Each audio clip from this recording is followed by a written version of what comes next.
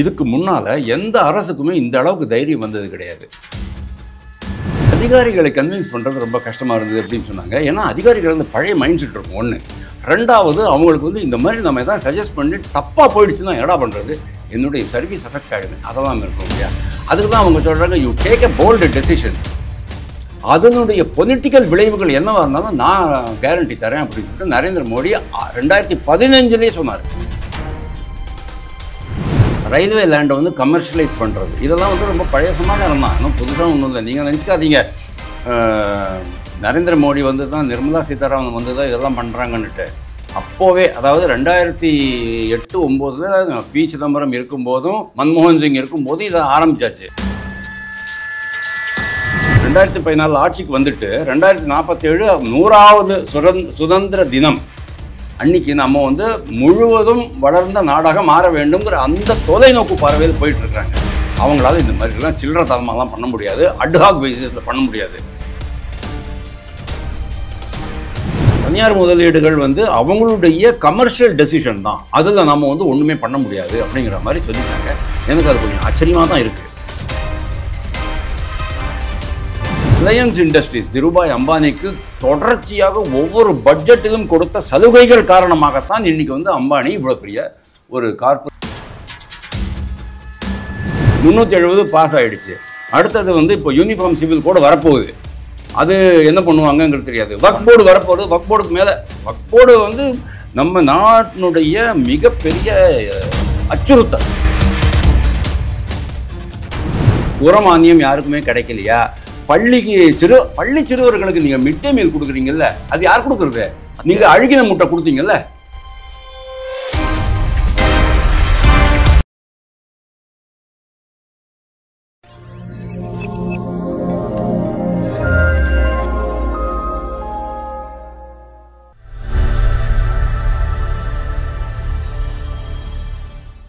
தாமரை TV நேயர்களுக்கு வணக்கம். இன்றைய நேர்காணலில் நம்முடன் இணைந்திருக்கும் சிறப்பு விருந்தினர் பொருளாதார நிபுணர் மற்றும் துக்ளக் வாசகர் திரு வாசுதேவன் அவர்கள்.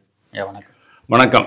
நிதியமைச்சர் நிர்மலா சீதாராமன் அவர்கள் 8வது முறையாக இந்த பட்ஜெட்டை தாக்கல் பண்ணியிருக்காங்க. தாக்கல் பண்ண அடுத்த நொடிய எதிர்க்கட்சிகள் என்ன விமர்சனம் வச்சுருக்காங்கனாக்க, இது பீகாருக்கான பட்ஜெட் அப்படின்ற ஒரு குற்றச்சாட்டை வச்சுருக்காங்க. உங்கள் கருத்து சார்? 8வது பட்ஜெட் சொன்னீங்க, அதுவே மிகப்பெரிய சாதனை தான். 8வது முழு பட்ஜெட். அப்புறமா வந்து ஓட் ஆஃப் அக்கௌண்ட் அது வேறு இருக்குது. இந்த பட்ஜெட்டை வந்து ரொம்ப திருப்திகரமான பட்ஜெட்டு. யாருமே தேடி கண்டுபிடிச்சாலும் கூட ஏதாவது ஒரு குறை சொல்லலாமான்னு சொன்னால் ரொம்ப சில்லி குறைகள் தான் சொல்ல முடியும், மேஜராக ஒன்றுமே சொல்ல முடியாது. ஏன்னா அந்த மேஜர் கன்சர்ன்ஸ் என்னென்ன, அதாவது கவலைக்கிடமான சில விஷயங்கள்லாம் பெரும்பாலும் வர்த்தக நிறுவனங்கள்லாம் இதை வரவேற்றிருக்காங்க. வர்த்தக நிறுவனங்கள் வரவேற்றிருக்கிறாங்க, சேலரிடு பீப்புள் வரவேற்றிருக்கிறாங்க. இப்போ இன்ஃப்ளேஷன் கம்மியாக இருக்குது, 6%லேருந்து 5% வந்தாச்சு. 6%ங்கிறது அந்த ஜஸ்ட் ஒரு செப்டம்பர் மாதம் அக்டோபர் மாதம் மட்டும்தான் இருந்தது, அதுக்கப்புறமா கீழே இறங்கி வந்துடுச்சு. சப்ளை பாட்டில் நெக்ஸ் இல்லை, பொருளாதார பற்றாக்குறை இல்லை, எந்த உணவுப் பொருள் பற்றாக்குறை ஆகட்டும் அல்ல வேறு எந்த பற்றாக்குறையும் இல்லை. எல்லா பொருளாதார காரணிகளும் ரொம்ப நல்ல குறியீடுகள்லாம் ரொம்ப பிரமாதமாக போயிட்டுருக்கு. இந்த மாதிரி சமயத்தில் இந்த அளவுக்கு ஒரு மேஜர் வரிச்சலுகை கொடுப்பாங்க அப்படிங்கிறது யாருமே எதிர்பார்க்கல, நானே எதிர்பார்க்கல. நான் நீங்கள் பதிவு பண்ணும்போது கூட நான் உங்களுக்கு சொல்லியிருந்தேன், ரொம்ப நெருக்கடி தான் இருக்கும். ஏன்னு கேட்டால் இதுக்கு மேலும் இந்த வர வருஷத்துலேருந்து உங்களுக்கு டேக்ஸ் அவ்வளோ இன்க்ரீஸ் ஆக போகிறதில்ல நான் சொன்னேன். அப்படியும் கூட 1 லட்சம் ரூபாய் எங்களுக்கு வரி இழப்பு வந்தாலும் பரவாயில்லன்னு சொல்லிட்டு அந்த சலுகை கொடுத்துருக்காங்க. இதுக்கு எவ்வளோ தைரியம் வேணும் சொல்லுங்கள்? இதுக்கு முன்னாடி எப்படி அரசாங்கம் சரி கட்ட இதுக்கு முன்னால் எந்த அரசுக்குமே இந்த அளவுக்கு தைரியம் வந்தது கிடையாது. அதே மாதிரி 1-2 புதிய விஷயங்கள் நான் சொல்கிறேன். அட்டல் லேப் அப்படின்ட்டு ஒன்று, டிங்கரிங் லேப் அப்படின்ட்டு ஒன்று ஆரம்பிச்சிருக்கிறாங்க. ஸ்கூல்ஸ் காலேஜஸில் எல்லாமே சின்ன சின்ன லேப்ஸ் இருக்கும். பசங்கள்லாம் அங்கே போய்ட்டு என்ன வேணாலும் பண்ணிக்கலாம். கெமிஸ்ட்ரி, ஃபிசிக்ஸு எக்யூப்மெண்ட்ஸ்லாம் போட்டு புதுசாக ஏதாவது ஆராய்ச்சி பண்ணி பரிசோதனை பண்ணி புதிய இதெல்லாம் உருவாக்கலாம். ரொம்ப அருமையான திட்டம். ஏன்னா நம்மளுக்கு வந்து 55,000 rupees சயின்ஸ் அண்ட் டெக்னாலஜியில் போடுறதுக்கு காரணமே இதெல்லாம் ஊக்குவிக்கிறது. ஏன்னா இன்றைக்கி டெக்னாலஜி இல்லை, ஏஐக்கு இன்னொரு அதுக்கு மேலே அதோட குழந்தைய வர ஆரம்பிச்சிடும். இன்றைக்கி ஏஐ, அடுத்தது ஒரு குழந்தை வர ஆரம்பிச்சிடும், அடுத்த டெக்னாலஜிக்கு போயிடுவோம். அந்த அளவுக்கு நம்ம வந்து சயின்ஸ் அண்ட் டெக்னாலஜி வளர்ந்து ஆகணும், அந்த மாதிரி ஒரு கண்டிஷனில் இருக்குது. அதேமாதிரி அட்டாமிக் எனர்ஜியில் வந்து தனியார் முதலீடுகளை கொண்டு வந்திருக்காங்க. அவங்க எந்த கவர்மெண்ட்டும் துணியாத ஒரு சமாச்சாரம் இது. ஓகே, அட்டாமிக் டிசாஸ்டர் லயபிலிட்டி அப்படிங்கிறது ஒரு விஷயம். அதாவது ஏதாவது கசிவு ஆயிடுச்சுன்னா ரொம்ப பெரிய அளவில் பாதிச்சிடும் இல்லையா. அமெரிக்காவில் ருஷ்யாவில் செர்னோபில் வந்த மாதிரி அதெல்லாம் வந்து நம்ம ஃபர்தராக அட்ரஸ் பண்ண வேண்டிய சமாச்சாரங்கள்லாம். இப்போ குற்றச்சாட்டு என்ன அப்படின்னு சொன்னால், இது வந்து முதலாளிகளுக்கு அந்த முதலாளிகள் தான் நம்ம பண்ணி ஆகணும், வேறு வழி கிடையாது. ஏன்னா ரொம்ப வருஷமாகவே சொல்லிகிட்டு இருக்காங்க, நடுத்தர வர்க்கம் வருமானம் வரி கட்டுபவர்கள், அதாவது சேலரிடு பீப்புளுக்கு வந்து எந்த சலுகையும் இல்லை அப்படின்னு சொன்னாங்க. அந்த சலுகையை அவங்க கொடுத்துட்டாங்க. அந்த சலுகை கொடுக்கும்போது கூட நிர்மலா சீதாராமன் என்ன சொன்னாங்கன்னு சொல்லுங்கள், அவர்களுக்கு பயன் கிடைக்கும் அப்படின்னு தான் சொன்னாங்களே தவிர அதுக்கு பின்னால் இருக்கிற கால்குலேஷன்ஸ் என்னங்கிறத சொல்லலை. நேற்றுக்கு ஒரு இன்டர்வியூவில் தான் அவங்க சொல்கிறாங்க. அதே மாதிரி சொல்லியிருக்காங்க, இதுக்கு பின்னால் இருக்கிற கால்குலேஷன் என்ன அப்படின்னா, கன்சம்ஷன் இன்க்ரீஸ் ஆகலாம், இன்வெஸ்ட்மெண்ட் இன்க்ரீஸ் ஆகலாம். எல்லாருமே இப்போது அடிஷ்னலாக கையில் பணம் வருது அப்படின்னு சொன்னால் ஒரு நடுத்தர வர்க்கத்தினர் உடனே போய்ட்டு அரிசி பருப்பு வாங்க போகிறதில்ல. அவங்க வந்து வாழ்க்கை வசதிகளை பெருக்கிக்குவாங்க, வீட்டு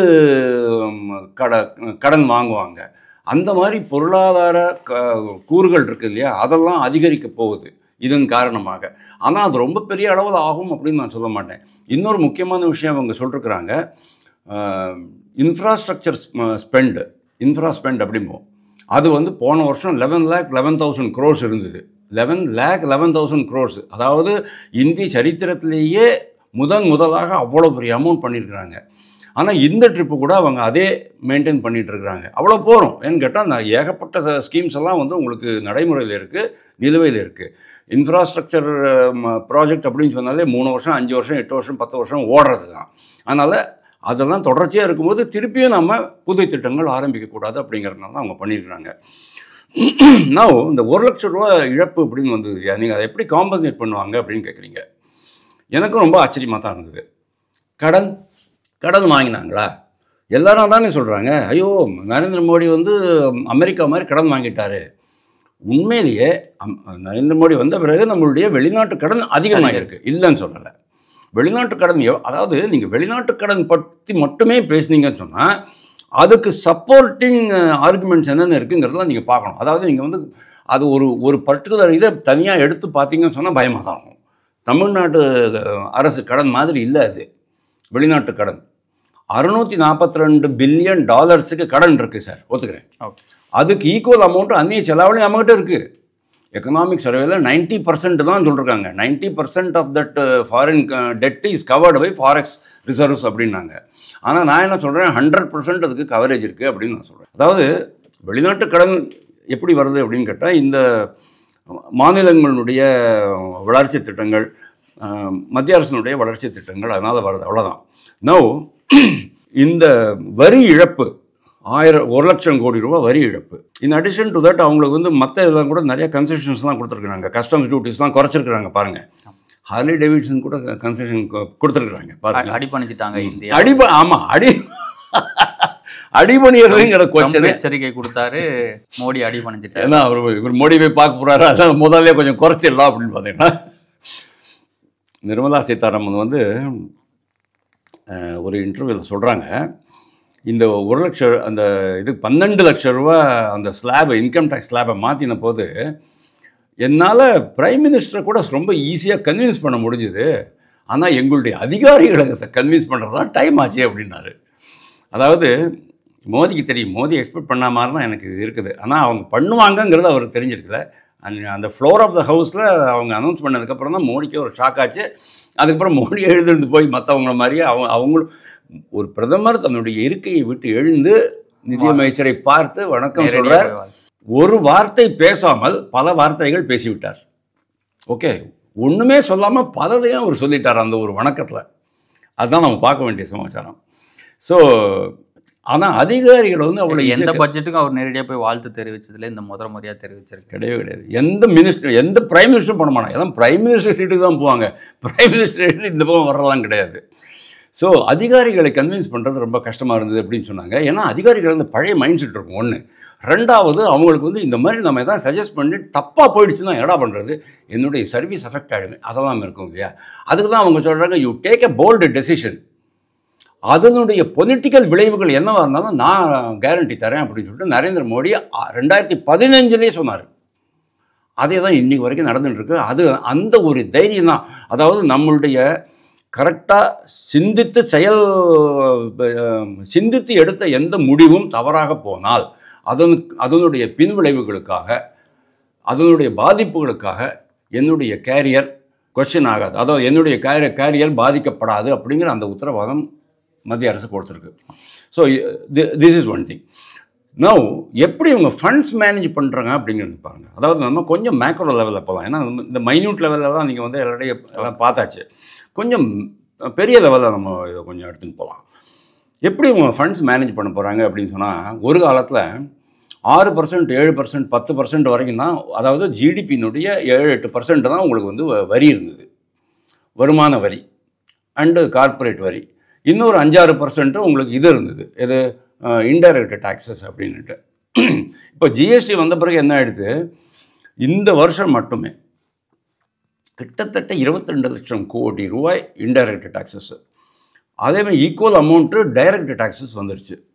அதை வச்சுக்கிட்டு கடன் வாங்க அவசியமே இல்லை அப்படிங்கிற மாதிரி ஒரு கண்டிஷன் அவங்க போயிட்டாங்க. உங்கள்கிட்ட வருமானம் இருக்குது, திடீர்னு ஒரு செலவு வர்றது, அது பற்றாக்குறை பட்ஜெட் சொன்னோன்னா ஆட்டோமேட்டிக்காக நம்ம கடன் வாங்கி தான் நம்ம பண்ணுவோம். ஆனால் இந்த ட்ரிப்பு பாருங்கள், வரி வருமானம் 3% இன்க்ரீஸ் ஆகிருக்கு. அந்த 100 ரூபா, ஐ மீன் 1 ரூபாயில் அந்த 100 காசுங்கிறது எப்படி வருங்கிறது அந்த ரவுண்டு சர்க்கிள் டயக்ராம் போட்டு கொடுத்துருக்காங்க பாருங்கள், பார் டயக்ராம் மாதிரி. அந்த டயக்ராமில் நீங்கள் பாருங்கள், போன வருஷத்துக்கு இந்த வருஷத்துக்கு கம்பேர் பண்ணி பார்த்தீங்கன்னா இந்த வருஷம் வரி வருமானம் 3% அதிகமாக இருக்குது, கடன் 3% கம்மியாக இருக்குது. அப்படின்னா என்ன அர்த்தம், தமிழ்நாடு மாதிரி மத்திய அரசு நடந்துக்கலங்கிறது அர்த்தம். பாருங்கள், தப்பாக நினச்சிக்காதீங்க. நான் வந்து எப்போவுமே நம்ம தமிழர்கள் தான் தமிழ்நாட்டில் இருக்கோம். தமிழ்நாட்டில் அரசு வந்து இஷ்டத்துக்கு கடன் வாங்கி குமிச்சிக்கிட்டு இருக்கிறாங்க. கடன் வாங்குங்க, பரவாயில்ல. ஆனால் எந்த டெவலப்மெண்ட் ப்ராஜெக்டில் கொடுக்காம நீங்கள் பாட்டு நூலகம் கட்டுறீங்க, அந்த இது சிலை வைக்க போகிறேன்றீங்க, பார்க் வைக்க போகிறேன்றீங்க, விளையாட்டு மைதானம் கட்ட போகிறேன்றீங்க, என்னென்னமோ பண்ணிகிட்டு இருக்கீங்க. அதாவது சம்பளம் கொடுக்குறீங்க, சம்பளம் கொடுக்குறத கூட கடன் வாங்கி சம்பளம் கொடுத்தோன்னா இந்த தமிழ்நாடு எப்படி உருப்படும் அப்படின்னு நான் கேட்குறேன். எல்லா தமிழர்களுடைய வைத்தறிச்சல் தான் நான் நீங்கள் உங்கள்கிட்ட சொல்கிறது, ரைட்டு. ஸோ அவங்க என்ன பண்ணுறாங்க, கடன் வாங்க வேண்டாம், நம்மக்கிட்ட நிறைய அசட்ஸ் இருக்குது. இந்தியாவிலேயே மிக அதிகமாக அசையா சொத்துக்கள் உள்ளது டிஃபென்ஸு, அதுக்கப்புறம் ரயில்வே, அதுக்கப்புறம் வக்ஃபு போர்டு. வக்ஃபு போர்டுலேருந்து எல்லாத்தையும் வாங்கி நம்ம விற்று பண்ணலாமா? விட மாட்டாங்க. மத்திய அரசினுடைய எவ்வளவோ நிறுவனங்கள் இருக்குது, அந்த நிறுவனங்கள் கையில் ஏகப்பட்ட லேண்ட் இருக்குல்ல, ரயில்வேல லேண்ட் இருக்குது, அதெல்லாம் நம்ம மானிட்டைஸ் பண்ணலாம். ஃபார் எக்ஸாம்பிள் ரயில்வே லேண்டை வந்து கமர்ஷியலைஸ் பண்ணுறது, இதெல்லாம் வந்து ரொம்ப பழைய சமாச்சாரம் தான், இன்னும் புதுசாக ஒன்றும் இல்லை. நீங்கள் நினச்சிக்காதீங்க நரேந்திர மோடி வந்து தான், நிர்மலா சீதாராமன் வந்து தான் இதெல்லாம் பண்ணுறாங்கன்னுட்டு. அப்போவே, அதாவது 2008-09 பி. சிதம்பரம் இருக்கும்போதும் மன்மோகன் சிங் இருக்கும்போதும் இதை ஆரம்பித்தாச்சு. அவங்க தான் ஃபஸ்ட்டு பாம்பே ஏர்போர்ட்டை தனியார் மயமாக்கினாங்க. ஓகே, ஜிவிகே அப்படிங்கிற ஒரு கம்பெனிக்கு, ஹைதராபாத் கம்பெனிக்கு அதை பராமரிப்புக்காக கொடுத்தாங்க. டெல்லி ஏர்போர்ட் அப்படி தான் கொடுத்தாங்க, அவங்க ஆரம்பித்தது தான். ஆனால் இன்றைக்கி விழிஞம் போர்ட்டு, இல்லைன்னா திருவனந்தபுரம் ஏர்போர்ட்டு நம்ம ப்ரைவேட்டைஸ், அதாவது பராமரிப்பு மட்டும் நீங்கள் பார்த்துங்க, ஆப்ரேஷன் அண்ட் மேனேஜ்மெண்ட் அப்படிம்பாங்க, இல்லைன்னா மெயின்டெனன்ஸ் அப்படிம்பாங்க. அந்த ஒரு கான்ட்ராக்ட் மட்டும் நம்ம ப்ரைவேட்டைஸ் பண்ணிட்டோம் சொன்னால் உடனே இவங்க ஒரேடியாக குதிக்கிறாங்க. நீங்கள் ஆரம்பித்தது தான் இங்கே பண்ணிகிட்டு இருக்கோம். ஏன்னா உங்களுக்கு வருவாய் இல்லை. இவங்களே கிளாம்பாக்கம் பேருந்து நிலையம் ப்ரைவேட்டுக்கு தான் கொடுத்துருக்காங்க. அப்படியே சரியாக போச்சுங்க. நீங்கள் கிளாம்பாக்கம் பேருந்து நிலையமே வந்து ப்ரைவேட்டைஸ் தானே. அப்படி இருக்கும்போது நீங்கள் எப்படி இது எதிர்க்க முடியும்? அதனால் அவங்க எப்படி பார்க்குறாங்கன்னு சொன்னால், கிட்டத்தட்ட ஒரு இந்த இதில் மட்டுமே ஒரு 10 lakh crores அப்படின்னா எவ்வளோ பெரிய அமௌண்ட் அப்படிங்கிறது நீங்கள் பாருங்கள். அந்த 10 lakh crore நீங்கள் கடனாக வாங்கிறத விட என்னுடைய சொத்தை நான் வந்து குத்தகைக்கு விடுறேன், என்னுடைய, அதாவது முழுவதும் பயன்பாட்டுக்கு வராத சொத்தை பயன்பாட்டுக்கு கொண்டு வரேன். What is wrong in that? இதுதான் வந்து புத்த உபயோகம் பண்ணி பண்ணுறது. அதாவது நாட்டினுடைய நீண்ட காலத்தை நீங்கள் யோசிக்கணும். கடன் வாங்கினீங்கன்னு சொன்னால் நீண்ட காலத்தை நீங்கள் யோசிக்கல. தமிழ்நாடு அரசு அப்படி தான் பண்ணிக்கிட்டு இருக்கு. இன்றைக்கி அவங்களுக்கு 5 வருஷத்துக்கு அப்புறமா எப்படி நம்ம வந்து ஆட்சிக்கு வரப்போகிறோம்னு தெரியும். ஏன்னா டிஎம்கேனுடைய சரித்திரமே கிடையாது 2வது முறை வெற்றி பெற்று வருவது என்பது. ஓகே, அதனால் இப்போ இருக்கிற வரைக்கும் சீரழிச்சிட்டு போயிடலாம், நம்ம தப்பிச்சுட்டு போயிடலாம் அடுத்தவனுக்கு வந்து முட்டிக்கட்டும் மோதிக்கட்டும் நம்மளுக்கு எது அப்படிங்கிற மாதிரி இருக்கக்கூடாது. இவங்க வந்து 2014 2047 வரைக்கும் பிளான் பண்ணுறாங்க. 2014 ஆட்சிக்கு வந்துட்டு 2047 100வது சுதந்திர தினம் அன்னைக்கு நம்ம வந்து முழுவதும் வளர்ந்த நாடாக மாற வேண்டுங்கிற அந்த தொலைநோக்கு பார்வையில் போயிட்டுருக்குறாங்க. அவங்களால இந்த மாதிரிலாம் சில்லற தரமாலாம் பண்ண முடியாது, அட்ஹாக் பேசிஸில் பண்ண முடியாது. யூபிஏ யுனைடெட் ப்ரோக்ரஸிவ் கவர்மெண்ட் மன்மோகன் சிங் அரசு தலைமையில் இருந்தபோது அவங்களும் இப்படி தான் இந்த பட்ஜெட்லேருந்து அடுத்த பட்ஜெட், அடுத்த பட்ஜெட்லேருந்து அடுத்த பட்ஜெட், அந்த மாதிரி ஒரு அட்ஹாக் பேசிஸ் தான் பண்ணிக்கிட்டு இருந்தாங்களே தவிர தொலைநோக்கு பார்வையே இருக்குது இல்லை. இது போன்ற பட்ஜெட்டுகள்லாம் 2047க்கு எந்த மாதிரியான வளர்ச்சிக்கு நம்ம இந்தியாவை கொண்டு போகும் நீங்கள்? சூப்பர், அருமையான கேள்வி. அப்படின்னா நான் உங்களுக்கு வந்து இந்த இப்போ இருக்கிற இந்த பொருளாதார வளர்ச்சி விகிதத்தை பற்றி நான் சொல்ல வேண்டியிருக்கும். செப்டம்பர் மாதம், அதாவது April June July to September 2வது காலாண்டு, நம்ம 4 காலாண்டாக பிரிச்சிருக்கிறோம் இல்லையா, அது Q2 அப்படிம்பாங்க. அந்த Q2 தான் நம்மளுடைய வளர்ச்சி விகிதம் வந்து திடீர்னு 5.4. ஏது ஆச்சு அப்படிங்கிறது தெரியல. அப்போ வந்து சொன்னாங்க இந்த மாதிரி எலெக்ஷன் வந்தது இல்லையா, மக்களவை தேர்தல் வந்தது, அதனால நம்மளுக்கு வந்து புதிய திட்டங்கள்லாம் துவங்க முடியல அப்படிங்கிற மாதிரி சொன்னாங்க. அதாவது பப்ளிக் ஸ்பெண்டிங், கவர்மெண்ட்டுடைய பப்ளிக் ஸ்பெண்டிங் கம்மியாயிடும். அப்போ கூட நான் சொன்னேன், இந்த இழப்பு, இந்த பொருளாதார வளர்ச்சியில் இந்த வீழ்ச்சி இருக்கு இல்லையா, அது வந்து 3rd குவார்ட்டர்லேயும் 4th குவார்ட்டர்லேயும் அட்ஜஸ்ட் ஆகிடும் அப்படின்னு நான் சொன்னேன். ஆனால் ஆகலை. அதுக்கு என்ன காரணம் அப்படின்னா, தனியார் முதலீடுகள் வரலை, சம்பளம், அதாவது தனி மனித வருமானம் அப்படின்னு இருக்கும் இல்லையா, தனி மனித வருமானம் அதிகரிக்க வேண்டும். தனியார் முதலீடு வரலன்றீங்க, அரசாங்கம் என்ன நடவடிக்கை எடுத்திருக்கு அதுக்காக? பாருங்க, தனியார் முதலீடு பற்றி நேற்றுக்கு ஒரு கேள்வி கேட்டபோது நிர்மலா சீதாராமன் என்ன சொல்கிறாங்க, அந்த தனியார் முதலீடுகள் வந்து அவங்களுடைய கமர்ஷியல் டெசிஷன் தான், அதில் நம்ம வந்து ஒன்றுமே பண்ண முடியாது அப்படிங்கிற மாதிரி சொல்லிட்டாங்க. எனக்கு அது கொஞ்சம் ஆச்சரியமாக தான் இருக்குது. அந்த மாதிரி ஆன்சர் பண்ணக்கூடாது. தனியார் முதலீடுகள் நீங்கள் வளர்க்கணும்னு சொன்னோன்னா எந்தெந்த துறைகளில் ஒரு சிறப்பு கவனம் செலுத்தப்பட வேண்டும், அங்கே நீங்கள் அந்த தனியார் முதலீடுகளை ஊக்குவிக்கும் வண்ணம் உங்களுக்கு வந்து சலுகைகள் கொடுக்கணும், அப்போ தான் அது வரும். எப்படி நான் சொல்கிறேன், திருபாய் அம்பானி இருந்தார். அப்போது அவர் இந்த விமல் டெக்ஸ்டைல்ஸ் அப்படின்ட்டு ஒரு அந்த டெக்ஸ்டைல்ஸ் கம்பெனி தான் இருந்தது. அது வந்து பாலிஸ்டர் சாரீஸு. அவர் என்ன பண்ணுவார், பாலிஸ்டர் சாரீஸ்க்கு வந்து இன்னும் சீப்பாக நான் வந்து இப்போ ப்ரொடியூஸ் பண்ணணும்னு சொன்னால் எனக்கு சலுகைகள் வேணும்னு சொல்லிட்டு இந்திரா காந்தி கிட்ட சலுகைகள் கேட்டு பெற்றார். அன்னைக்கு இந்திரா காந்தியும் சரி, அதுக்கப்புறமா ராஜீவ் காந்தியும் சரி, ரிலையன்ஸ் இண்டஸ்ட்ரீஸ் திருபாய் அம்பானிக்கு தொடர்ச்சியாக ஒவ்வொரு பட்ஜெட்டிலும் கொடுத்த சலுகைகள் காரணமாகத்தான் இன்றைக்கி வந்து அம்பானி இவ்வளோ பெரிய ஒரு கார்ப்பரேட் என்டிட்டியாக மாறினார். அப்போது அம்பானி வந்து ஃபஸ்ட்டு இது பண்ணார். அதுக்கப்புறமா யான், அதுக்கு மூலப்பொருள் யான் தானே, அந்த யான்னா நூல், அந்த நூல் பண்ணுறதுக்கு போனார். அந்த நூல் எதுலேருந்துடா வருது, பாலிஸ்டர் ஃபிலமெண்ட்லேருந்து வருது, அந்த கிரானியூல்ஸ்லேருந்து வருது. உடனே அதை பண்ண போனார். அது சரி, இந்த பாலிஸ்டர் ஃபிலமெண்ட்டு கிரானியூல்ஸ் எல்லாம் எதுலேருந்து எடுக்கிறீங்க, பெட்ரோலியம் ப்ராடக்ட்லேருந்து எடுக்கிறீங்க. அப்போ நான் வந்து பெட்ரோலியத்துக்கு போகிறேன் அப்படின்ட்டு, அப்படி தான் அவர் வந்து பெட்ரோலியம், அந்த பாத்தாள் கங்காங்கிற இடத்துல ஒரு மிகப்பெரிய பெட்ரோல் ரிஃபைனிங் காம்ப்ளெக்ஸு ஸ்டார்ட் பண்ணார். ஏஷியாலே மிகப்பெரியது, அந்த காலத்தில் ஏஷியாலே மிகப்பெரிய பெட்ரோலியம் காம்ப்ளெக்ஸ் அதான் பாத்தாள் கங்கா. ஓகே, இன்றைக்கி இருக்குது. அந்த மாதிரி தான் அவர் வந்து பேக்வேர்ட் இன்டகிரேஷன் அப்படின்னு சொல்லுவாங்க. அதாவது நீங்கள் ஒரு பொருள் பண்ணிருக்கீங்கன்னு சொன்னால் இதோடைய மூலப்பொருள், அதனுடைய மூலப்பொருள், அதனுடைய எல்லாமே உங்கள் கண்ட்ரோலில் வந்துடும். இதுதான் அவங்களுடைய பிஸ்னஸ் மாடல். இதையே தான் அடானியும் பண்ணிட்டு இருக்கார். நீங்கள் வந்து அனல் மின் நிலையம் பண்ணுறீங்க அப்படின்னு சொன்னால், அனல் மின் நிலையத்துக்கு முக்கியமாக உங்களுக்கு வேண்டியது நிலக்கரி, அதாவது கோல் பேஸ்டு, இல்லைன்னா வந்து கேஸ் பேஸ்டு. கோல் பேஸ்டுன்னு சொன்னால் நீங்கள் என்ன பண்ணுவீங்க, ஓகே நான் வந்து சிங்கரேணியில் போய்ட்டு கோல் பிளாக்ஸ் நான் வந்து ஆக்ஷன் எடுத்து வச்சுக்கிறேன். அப்போ தான் உங்களுக்கு காஸ்ட் ஒர்க் அவுட் ஆகும். இல்லைன்னா இந்தோனேஷியாவிலேருந்து கொண்டு வரணும், ஆஸ்திரேலியாவிலேருந்து கொண்டு வரணும், இதெல்லாம் ரொம்ப காஸ்ட்லி ஐட்டம்ஸு. ஸோ அந்த மாதிரி அவங்க வந்து இது பண்ணிட்டு போகிறாங்க. இப்போ ப்ரைவேட் முதலீடுகள் இந்த மாதிரி தான் நம்ம டெவலப் பண்ண முடியும். ஆனால் இப்போ இருக்கிற கண்டிஷனில் ப்ரைவேட் முதலீடுகள் ஏன் வரலை அப்படிங்கிறத நான் சொல்கிறேன். கன்சம்ஷன் இன்க்ரீஸ் ஆகலை, கன்சம்ஷன் ஃப்ளாட்டாக இருக்குது. இன்னும் 2 காரணிகள் சொல்கிறேன். Household savings, household assets and liabilities அப்படின்னு 2 விஷயம் இருக்குது. அதாவது குடும்பங்களில் நம்மளுடைய சேவிங்ஸ் எவ்வளோ இருக்குது அப்படிங்கிறது. நம்மளுடைய குடும்ப அளவுக்கான சேவிங்ஸு 2012 நினைக்கிறேன், 2012-13 காலகட்டத்தில், அதாவது யூபிஏ பீரியடில் 24% இருந்தது. யாரும் பணம் செலவு பண்ணல. ஆனால் இப்போது நிறைய பேர் பணம் செலவு பண்ணுறாங்க, பொருள்கள் வாங்குகிறாங்க. அதனால் சேவிங்ஸ் வந்து 18%க்கு இறங்கி போயிடுது. அதே சமயம் இவங்க செலவு பண்ணாமல் அதை வந்து மியூச்சுவல் ஃபண்ட்ஸ்லேயோ இந்த பங்குச்சந்தையிலையோ போட்டுட்டாங்கன்னு சொன்னால் கேபிட்டல் ஃபார்மேஷன் ஆகிக்கிட்டே இருக்கும். அதாவது கேபிட்டல் மூலதனம் அபிவிருத்தி அடையும். ரைட். அதே மாதிரி லயபிலிட்டிஸ், அதாவது நம்மளுடைய ஒரு தனி மனிதனுடைய லயபிலிட்டி எவ்வளோ, அதாவது ஒரு குடும்ப லயபிலிட்டி, அதாவது பிறருக்கு கொடுக்க வேண்டியது, ஒரு பேங்க் லோனாக இருக்கலாம், இல்லைன்னா உங்கள்கிட்ட கைமாற்ற வாங்கினதாக கூட இருக்கலாம். அது வந்து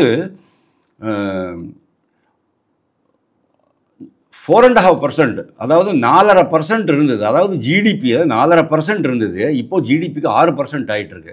அப்படின்னா என்ன அர்த்தம்? ஒவ்வொரு தனி மனிதனுக்கும் அவனுடைய கடன் சுமை அதிகரித்திருக்கிறது.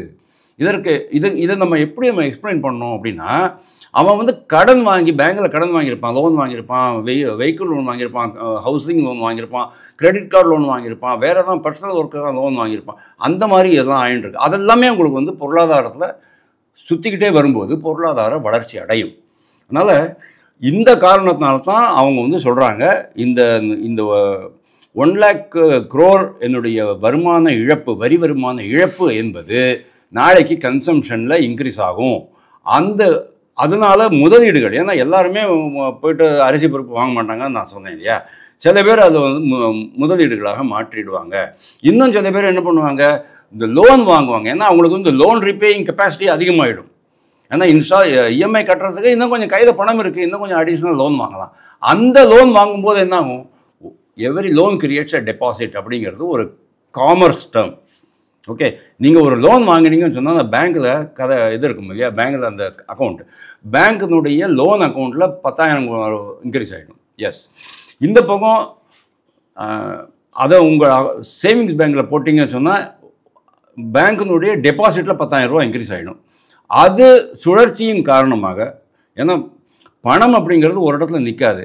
ஒருத்தர்கிட்டேருந்து எங்கிட்டேருந்து உங்கள்கிட்ட போகுது, நீங்கள் இன்னொருத்தர்கிட்ட வாங்குவீங்க, அங்கே போகுது. அப்படி தான் பொருளாதார வளர்ச்சி, அந்த சைக்கிள் முடியவே முடியாது, போயிட்டே இருக்கும்.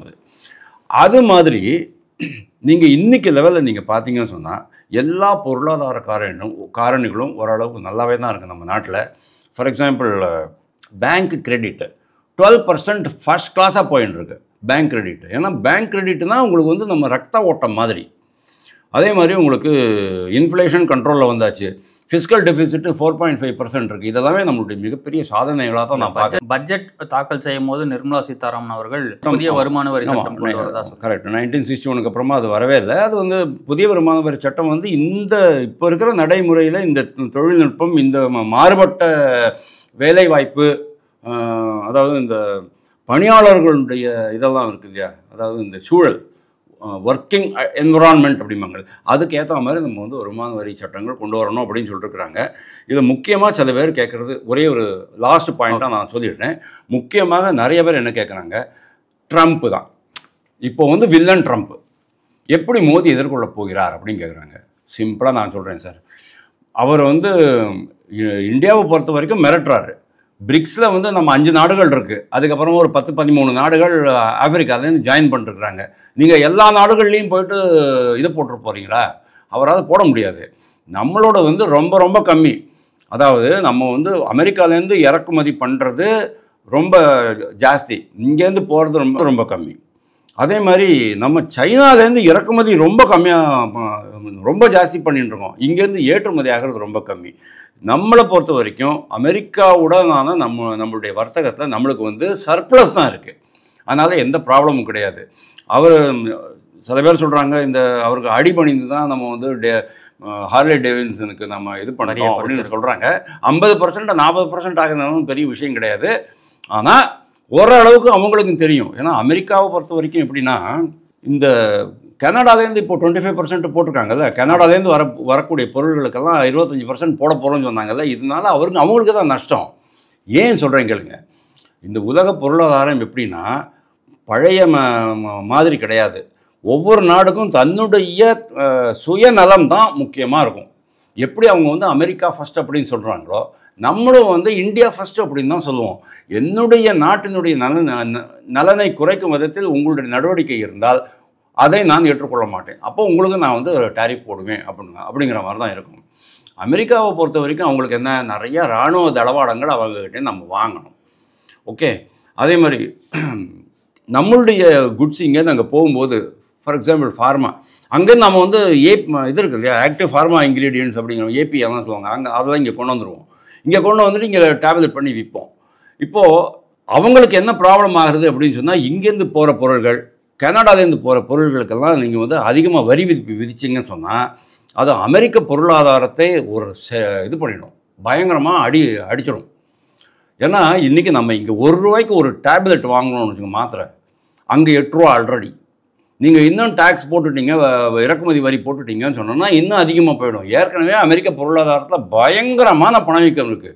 இதெல்லாம் புரியாமல் எப்படி இந்த மாதிரி அவர் மிரட்டுறார் அப்படிங்கிறது எனக்கு தெரியல.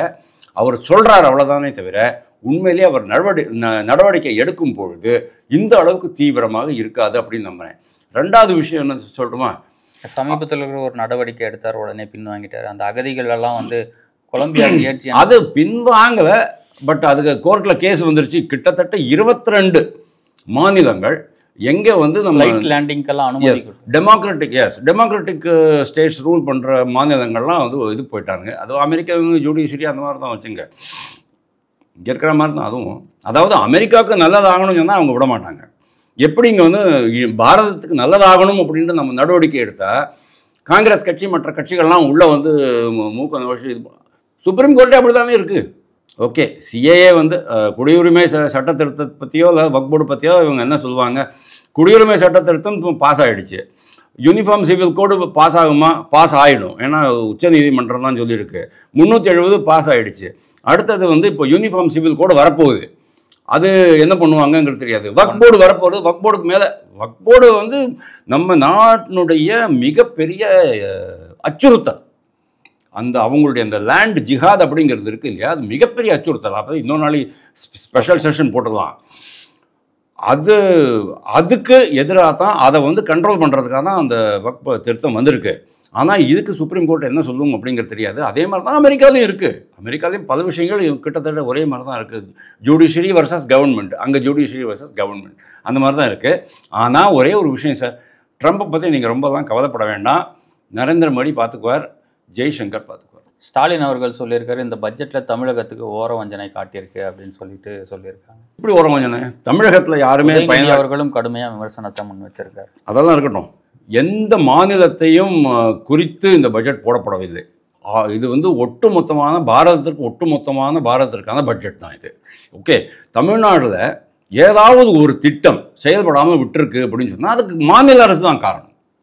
எப்படி மம்தா பானர்ஜியும் அரவிந்த் கெஜ்ரிவாலும் ஒரு சில மத்திய அரசு திட்டங்களை பயன்படுத்த விடாமல் பண்ணுறாங்களோ, செயல்படுத்த விடாமல் பண்ணுறாங்களோ, அதே மாதிரி இவரும் பண்ணுறக்காருன்னா அதுக்கு நம்ம ஒன்று விஸ்வகர்மா திட்டம், அருமையான திட்டம் விஸ்வகர்மா திட்டம். அவங்க உடனே என்ன பண்ணாங்க, கலைஞர் கைவினை திட்டம் அப்படின்னு ஒன்று ஆரம்பித்தாங்க. என்ன அவசியம் இருக்குது உங்களுக்கு? அதை எல்லாம் கேட்டோன்னா குலக்கல்வி, குலத்தொழில் அப்படின்னு ஆரம்பிச்சுடுவாங்க இவங்க. அதாவது இன்னும் நீங்கள் அந்த லெவலில் தான் இருக்கிறீங்க சார். அட்டாமிக் எனர்ஜினா அணு உலைக்கு 2600 ஏக்கர் சந்திரபாபு நாயுடு கையகப்படுத்தி கையில் கொடுத்துட்டாரு. நீங்கள் என்ன பண்ணுறீங்க சார்? இதை ராமசாமி நாயக்கரை பற்றி பேசிட்டு உட்காந்துருக்கீங்க. பாலியல் சீண்டல், கள்ளச்சாராயம், போதைப் பொருள், இதை தான் தமிழ்நாடு நடந்துக்கிட்டு இருக்கு. இன்னைக்கு எப்படி இருக்கு? இன்னைக்கு லேட்டஸ்ட் நியூஸ் என்னன்னாக்க, ஒரு பெண் அலுவலகத்தையே வந்து எரிச்சிருக்காங்க. இதுக்கு மேலே நான் ஒன்று சொல்லவே அவசியம் கிடையாது. அதனால் எல்லா மாநிலங்களுக்கும் பேர் வரணும் அப்படிங்கிறது அவசியம் கிடையாது. இன்னொரு கேள்வி கேட்குறேன், தமிழகத்தை வஞ்சிக்கிறது அப்படின்னு சொல்கிறாங்களே, தமிழகத்தில் வந்து 6000 ரூபாய் வாங்காத ஃபார்மர்ஸ் இருக்கிறாங்களா, கழிப்பறை கட்டாத இவங்க இருக்கிறாங்களா, மக்கள் இருக்கிறாங்களா, உரமானியம் யாருக்குமே கிடைக்கலையா, பள்ளி சிறுவர்களுக்கு நீங்கள் மிட் டே மீல் கொடுக்குறீங்கல்ல, அது யார் கொடுக்குறது? நீங்கள் அழுகின முட்டை கொடுத்தீங்கல்ல, முட்டை கொடுக்க சொல்கிறான் சென்ட்ரல் கவர்மெண்ட்டில். ஒரு முட்டைக்கு 6 பைசா 5 பைசா அப்படின்னு 6 பைசான்னு வச்சுக்கோங்க. அதில் 4 பைசா சென்ட்ரல் கவர்மெண்ட்டோடது. 12,900 கோடி ரூபாய் மத்திய அரசு பட்ஜெட்டு. அதுக்கப்புறம் தான் பாக்கி இருக்கிறது நீங்கள் போடுறீங்க. அப்போது நீங்கள் என்ன சொன்னீங்க, நாங்கள் வந்து அவங்களுக்கு பருப்பு போடுவோம், நெய்யை போடுவோம், அதை போடுவோம் அப்படின்னு நீங்கள் சொன்னீங்க. போட்டுங்க.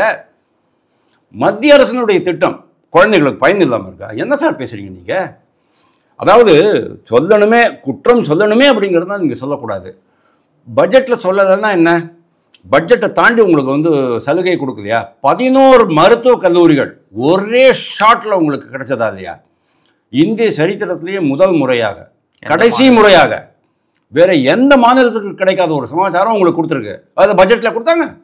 அது போட்டோம். நீங்கள் என்ன பண்ணீங்க?